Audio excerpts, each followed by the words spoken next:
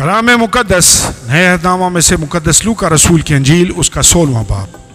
معاملہ شناس منتظم۔ پھر اس نے شاگردوں سے بھی کہا کہ کسی دولت مند کا ایک مختار تھا، اس کی لوگوں نے اس سے شکایت کی، یہ تیرا مال اڑاتا ہے۔ بس اس نے اس کو بلا کر کہا، یہ کیا ہے جو میں تیرے حق میں سنتا ہوں؟ اپنی مختاری کا حساب دے، کیونکہ آگے کو تو مختار نہیں رہ سکتا۔ اس مختار نے اپنے جی میں کہا کہ کیا کروں، کیونکہ میرا مالک مجھ سے مختاری چھینے لیتا ہے۔ مٹی تو مجھ سے کھودی نہیں جاتی اور بھیک مانگنے سے شرم آتی ہے۔ میں سمجھ گیا کہ کیا کروں تاکہ جب مختاری سے موقوف ہو جاؤں تو لوگ مجھے اپنے گھروں میں جگہ دیں۔ بس اس نے اپنے مالک کے ایک قرضدار کو بلا کر پہلے سے پوچھا کہ تجھ پر میرے مالک کا کیا آتا ہے؟ اس نے کہا 100 من تیل۔ اس نے اس سے کہا اپنی دستاویز دے اور جلد بیٹھ کر 50 لکھ دے۔ پھر دوسرے سے کہا تجھ پر کیا آتا ہے؟ اس نے کہا 100 من گیہوں۔ اس نے اس سے کہا اپنی دستاویز دے کر 80 لکھ دے۔ اور مالک نے بے ایمان مختار کی تعریف کی، اس لیے کہ اس نے ہوشیاری کی تھی، کیونکہ اس جہان کے فرزند اپنے ہم جنسوں کے ساتھ معاملات میں نور کے فرزندوں سے زیادہ ہوشیار ہیں۔ اور میں تم سے کہتا ہوں کہ ناراستی کی دولت سے اپنے لیے دوست پیدا کرو، تاکہ جب وہ جاتی رہے تو یہ تم کو ہمیشہ کے مسکنوں میں جگہ دیں۔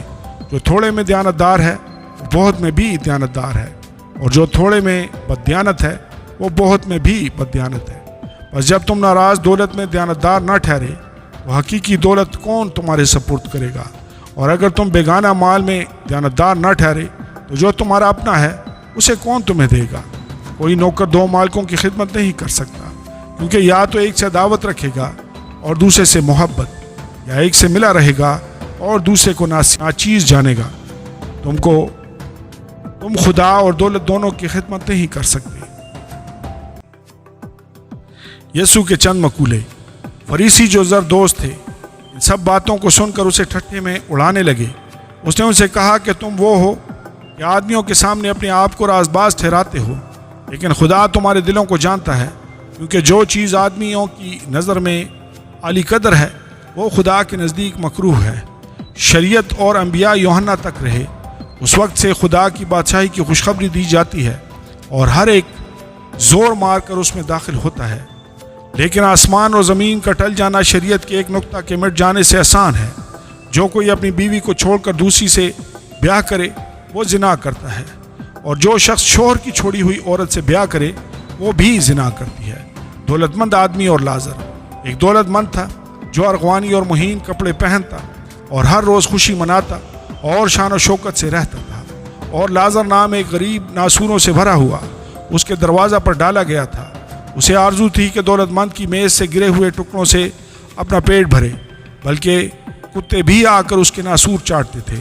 اور ایسا ہوا کہ وہ غریب مر گیا اور فرشتوں نے اسے لے جا کر ابراہیم کی گود میں پہنچا دیا، اور دولت مند بھی موا اور دفن ہوا۔ اس نے عالم ارواح کے درمیان عذاب میں مبتلا ہو کر اپنی آنکھیں اٹھائیں اور ابراہیم کو دور سے دیکھا اور اس کی گود میں لازر کو، اور اس نے پکار کر کہا، اے باپ ابراہیم، مجھ پر رحم کر کے لازر کو بھیج کہ اپنی انگلی کا سرا پانی میں بھگو کر میری زبان تر کرے، کیونکہ میں اس آگ میں تڑپتا ہوں۔ ابراہیم نے کہا، بیٹا، یاد کر کہ تو اپنی زندگی میں اپنی اچھی چیزیں لے چکا، اور اسی طرح لازر بری چیزیں، لیکن اب وہ یہاں تسلی پاتا ہے اور تو تڑپتا ہے۔ اور ان باتوں کے سوا ہمارے تمہارے درمیان ایک بڑا گڑھا واقعہ ہے، ایسا کہ جو یہاں سے تمہاری طرف پار جانا چاہیں نہ جا سکیں، اور نہ کوئی ادھر سے ہماری طرف آ سکے۔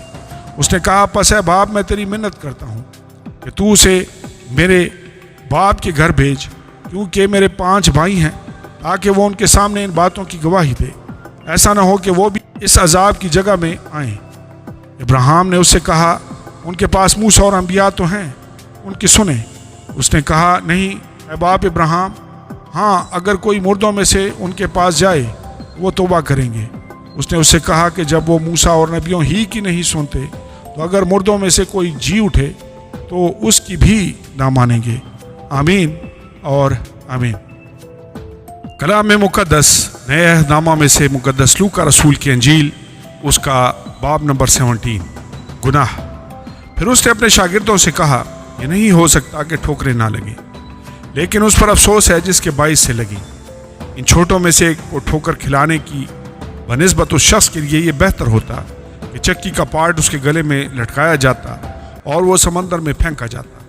खबरदार रहो, अगर तेरा भाई गुनाह करे तो उसे मलामत कर, अगर तौबा करे तो उसे मुआफ़ कर, और अगर वो एक दिन में 7 दफ़ा तेरा गुनाह करे और 7वां दफ़ा तेरे पास फिर आकर कहे कि तौबा करता हूँ तो उसे मुआफ़ कर। ईमान। इस पर रसूलों ने खुदावंद से कहा, हमारे ईमान को बढ़ा।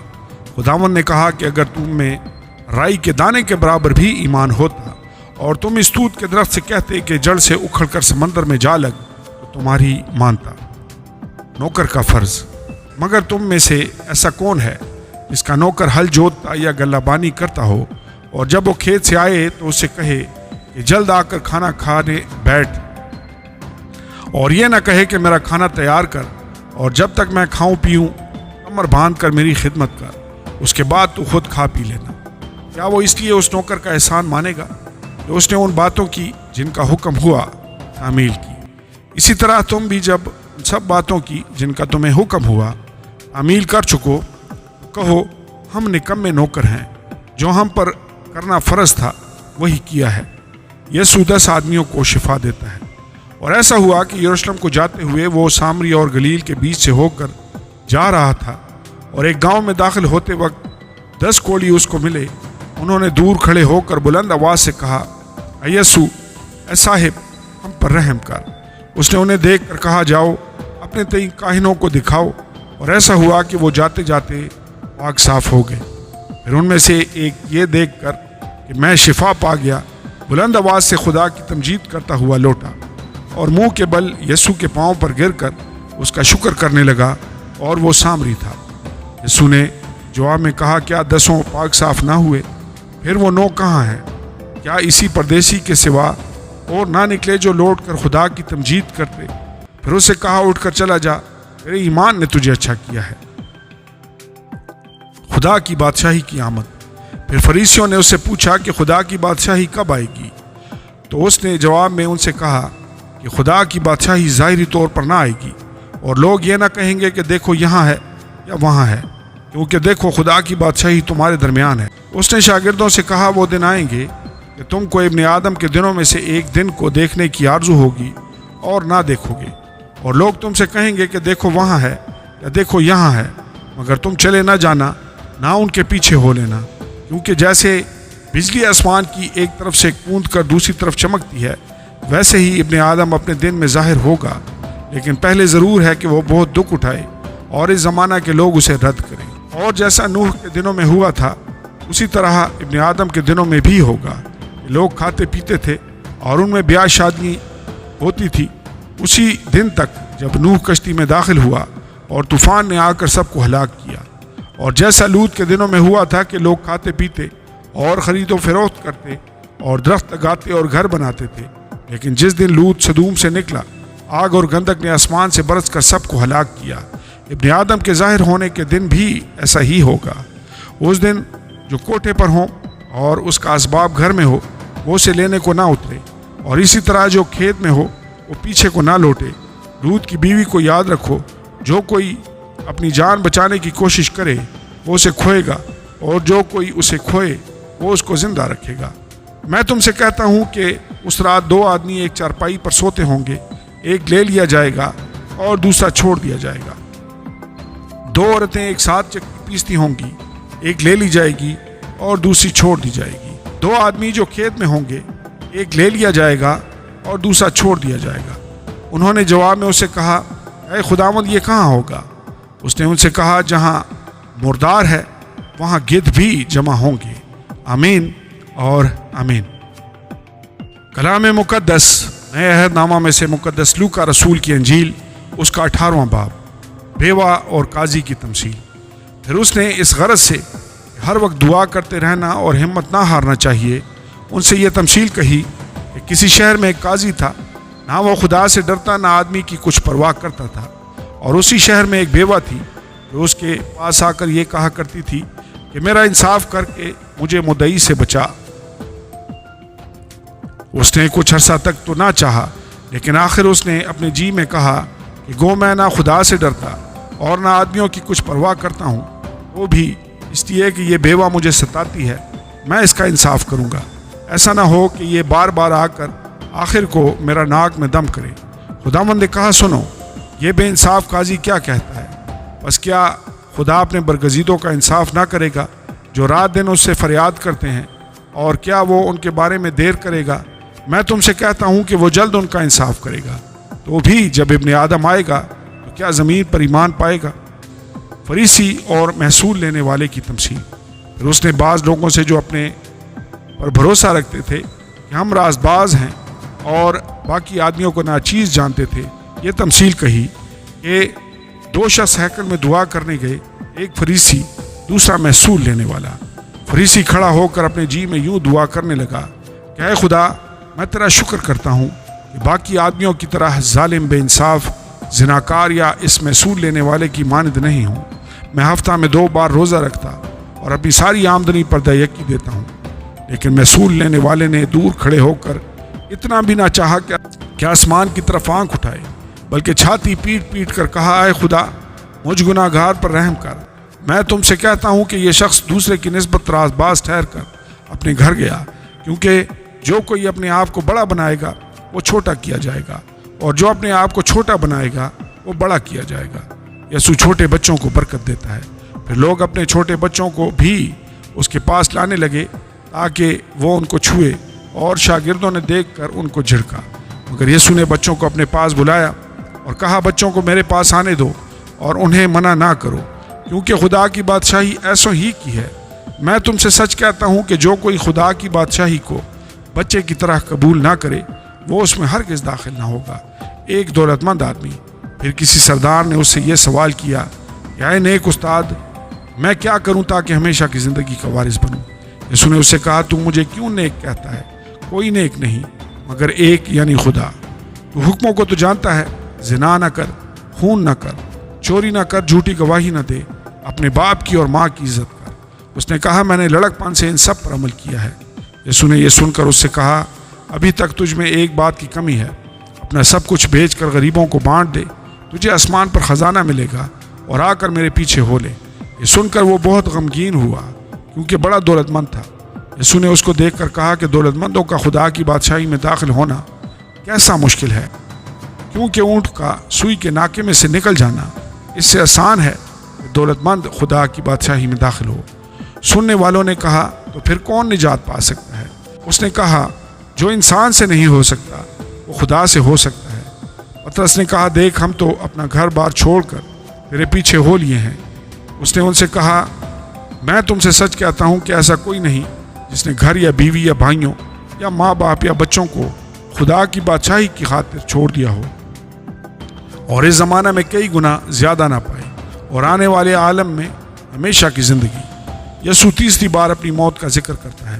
پھر اس نے ان 12 کو ساتھ لے کر ان سے کہا کہ دیکھو ہم یروشلم کو جاتے ہیں، اور جتنی باتیں نبیوں کی معرفت لکھی گئی ہیں ابن آدم کے حق میں پوری ہوں گی، کیونکہ وہ غیر قوموں کے حوالہ کیا جائے گا اور لوگ اس کو ٹھٹھوں میں اڑائیں گے اور بے عزت کریں گے اور اس پر تھوکیں گے اور اس کو کوڑے ماریں گے اور قتل کریں گے، اور وہ تیسرے دن جی اٹھے گا۔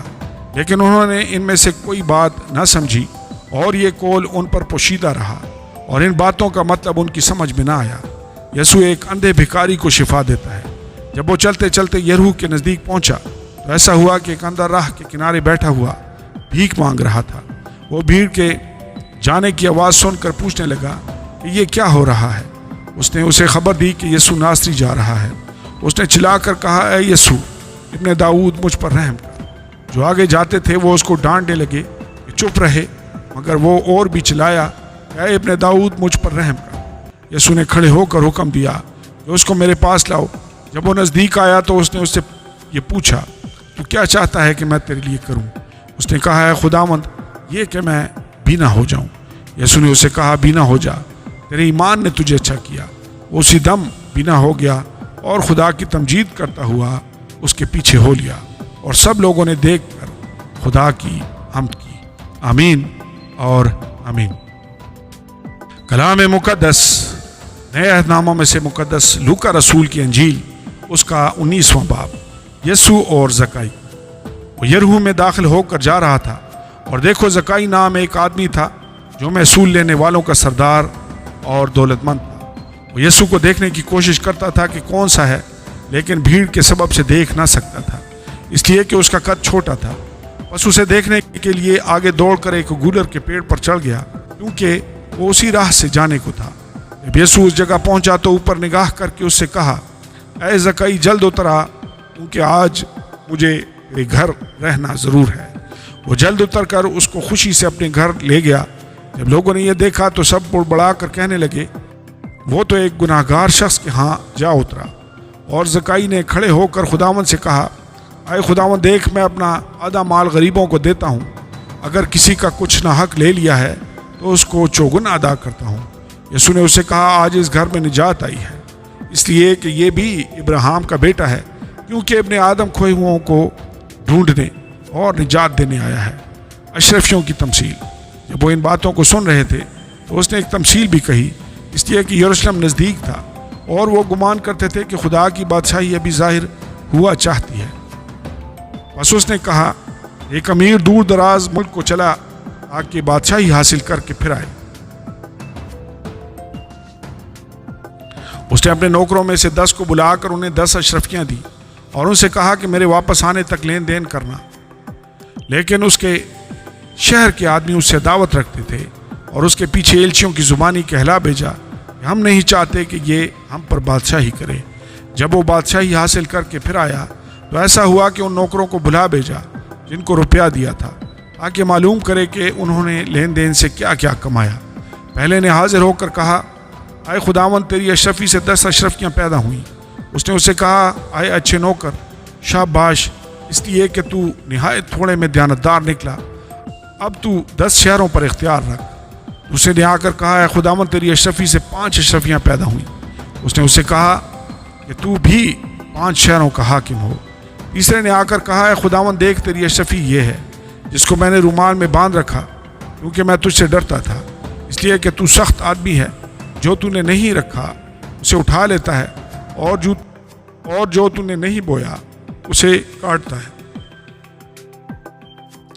اس نے اس سے کہا، اے شریر نوکر، میں تجھ کو تیرے ہی منہ سے ملزم ٹھہراتا ہوں، تو مجھے جانتا تھا کہ سخت آدمی ہوں، اور جو میں نے نہیں رکھا اسے اٹھا لیتا اور جو نہیں بویا اسے کاٹتا ہوں۔ پھر تو نے میرا روپیہ ساہوکار کے ہاں کیوں نہ رکھ دیا کہ میں آ کر اسے سود سمیت لے لیتا؟ اور اس نے ان سے کہا جو پاس کھڑے تھے کہ وہ اشرفی اس سے لے لو اور 10 اشرفی والے کو دے دو۔ انہوں نے اس سے کہا، اے خداوند اس کے پاس 10 اشرفیاں تو ہیں، میں تم سے کہتا ہوں کہ جس کے پاس ہے اس کو دیا جائے گا، اور جس کے پاس نہیں اس سے وہ بھی لے لیا جائے گا جو اس کے پاس ہے۔ مگر میرے ان دشمنوں کو جنہوں نے نہ چاہا تھا کہ میں ان پر بادشاہی کروں، یہاں لا کر میرے سامنے قتل کرو۔ یروشلم میں شاہانہ داخلہ۔ یہ باتیں کہہ کر وہ یروشلم کی طرف ان کے آگے آگے چلا۔ جب وہ اس پہاڑ پر جو زیتون کا کہلاتا ہے، بیتفگے اور بیتنیا کے نزدیک پہنچا تو ایسا ہوا کہ اس نے شاگردوں میں سے 2 کو یہ کہہ کر بھیجا کہ سامنے کے گاؤں میں جاؤ، اور اس میں داخل ہوتے ہی ایک گدھی کا بچہ بندھا ہوا ملے گا جس پر کبھی کوئی آدمی سوار نہیں ہوا، اسے کھول لاؤ۔ اور اگر کوئی تم سے پوچھے کہ کیوں کھولتے ہو تو یوں کہہ دینا کہ خداوند کو اس کی ضرورت ہے۔ بس جو بھیجے گئے تھے انہوں نے جا کر جیسا اس نے ان سے کہا تھا ویسا ہی پایا۔ جب گدھی کے بچہ کو کھول رہے تھے تو اس کے مالکوں نے ان سے کہا کہ اس بچہ کو کیوں کھولتے ہو؟ انہوں نے کہا کہ خداوند کو اس کی ضرورت ہے۔ وہ اس کو یسوع کے پاس لے آئے اور اپنے کپڑے اس بچہ پر ڈال کر یسوع کو سوار کیا۔ جب جا رہا تھا تو وہ اپنے کپڑے راہ میں بچھاتے جاتے تھے، اور جب وہ شہر کے نزدیک زیتون کے پہاڑ کے اتار پر پہنچا، شاگردوں کی ساری جماعت ان سب معجزوں کے سبب سے جو انہوں نے دیکھے تھے خوش ہو کر بلند آواز سے خدا کی حمد کرنے لگی کہ مبارک ہے وہ بادشاہ جو خداوند کے نام سے آتا ہے، آسمان پر صلح اور عالم بالا پر جلال۔ بھیڑ میں سے بعض فریسیوں نے اس سے کہا، آئے استاد اپنے شاگردوں کو ڈانٹ دے۔ اس نے جواب میں کہا، میں تم سے کہتا ہوں کہ اگر یہ چپ رہیں تو پتھر چلا اٹھیں گے۔ یسوع یروشلم پر روتا ہے۔ جب نزدیک آ کر شہر کو دیکھا تو اس پر رویا اور کہا، کاش کہ تو اپنے اسی دن میں سلامتی کی باتیں جانتا، مگر اب وہ تیری آنکھوں سے چھپ گئی ہیں، کیونکہ وہ دن تجھ پر آئیں گے کہ تیرے دشمن تیرے گرد مورچہ باندھ کر تجھے گھیر لیں گے اور ہر طرف سے تنگ کریں گے، اور تجھ کو اور تیرے بچوں کو جو تجھ میں ہیں زمین پر دے پٹکیں گے، اور تجھ میں کسی پتھر پر پتھر باقی نہ چھوڑیں گے، اس لیے کہ تو نے اس وقت کو نہ پہچانا جب تجھ پر نگاہ کی۔ یسوع ہیکل میں جاتا ہے، اور وہ ہیکل میں جا کر بیچنے والوں کو نکالنے لگا اور ان سے کہا، لکھا ہے کہ میرا گھر دعا کا گھر ہوگا، مگر تم نے اس کو ڈاکوؤں کی کھو بنا دیا۔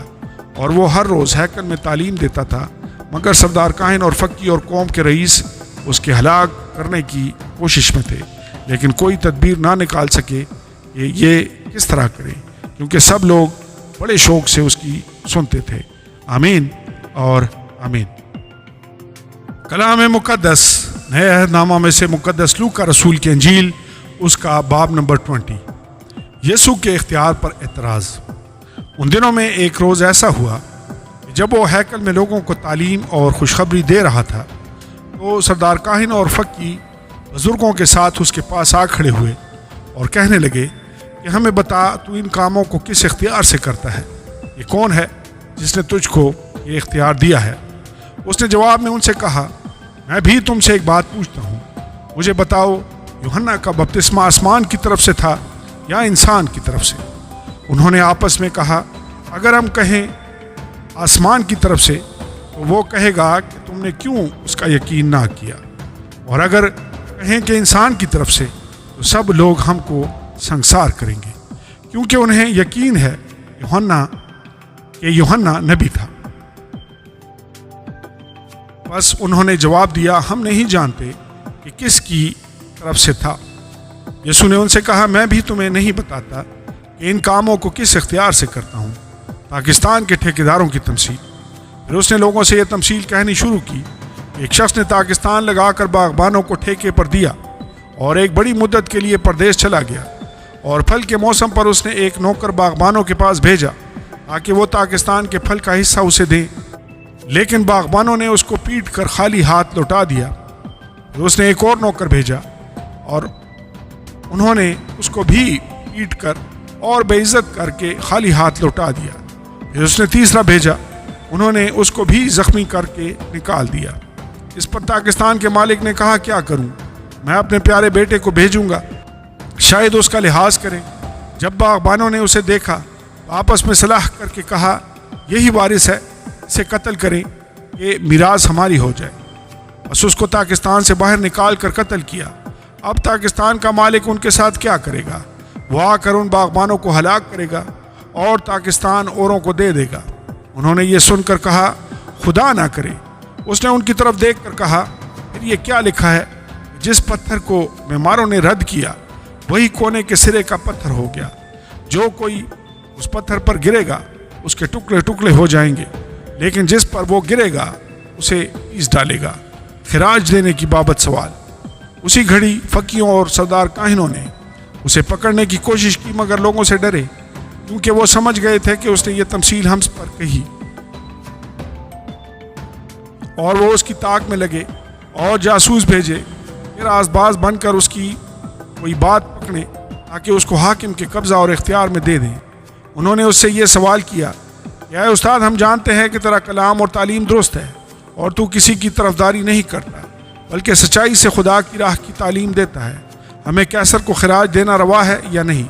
اس نے ان کی مکاری معلوم کر کے ان سے کہا، ایک دینار مجھے دکھاؤ، اس پر کس کی صورت اور نام ہے؟ انہوں نے کہا، قیصر کا۔ اس نے ان سے کہا، پس جو قیصر کا ہے قیصر کو، اور جو خدا کا ہے خدا کو ادا کرو۔ وہ لوگوں کے سامنے اس کول کو پکڑ نہ سکے، بلکہ اس کے جواب سے تعجب کر کے چپ ہو رہے۔ مردوں کی قیامت کی بابت سوال۔ پھر صدوقی جو کہتے ہیں کہ قیامت نہیں ہوگی، ان میں سے بعض نے اس کے پاس آ کر یہ سوال کیا، اے استاد، موسیٰ نے ہمارے لیے لکھا ہے کہ اگر کسی کا بیاہ ہوا بھائی بے اولاد مر جائے تو اس کا بھائی اس کی بیوی کو کر لے اور اپنے بھائی کے لیے نسل پیدا کرے۔ چنانچہ 7 بھائی تھے، پہلے نے بیوی کی اور بے اولاد مر گیا، پھر دوسرے نے اسے لیا اور تیسرے نے بھی، اسی طرح 7 بے اولاد مر گئے، آخر کو وہ عورت بھی مر گئی۔ بس قیامت میں وہ عورت ان میں سے کس کی بیوی ہوگی؟ کیونکہ وہ 7 کی بیوی بنی تھی۔